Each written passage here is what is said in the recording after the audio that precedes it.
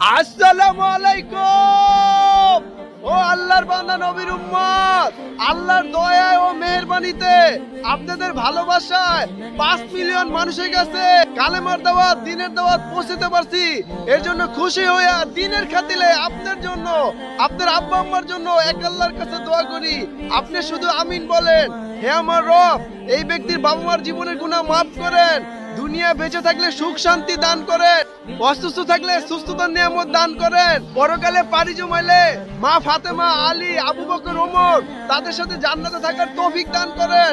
হে আমার রব, যেই ব্যক্তি এই দাওয়াতটা শুনতেছে, এই ব্যক্তির দিনের আলোতে রাতের অন্ধকারে শিরকি, বেদাতি যত প্রকারের গুনাহ করছে আল্লাহ, কেউ জানুক বা না জানুক আল্লাহ আপনি জানেন। আপনি রহমান রহিমের উসিলা করে তাকে মাফ করেন, তাকে দুনিয়া সুখ দেন, শান্তি দেন, বিপদ আপদ থেকে উত্তর দান করেন, পেরেশানি থাকলে মুক্তি দান করেন, ঋণ গ্রস্ত থাকলে ঋণ পরিশোধ করার তৌফিক দান করেন। আমার রব, এই ব্যক্তির জান্নাতে হাসান হোসেন সন আল্লাহ রাসূলের সাথে জান্নাতে থাকার তৌফিক দান করেন। আপনি দয়া করে, মায়া করে, আপনি রহমানের রহিমের উসিলা করে আপনার এই গোলামের দোয়াকে আপনি কবুল করেন।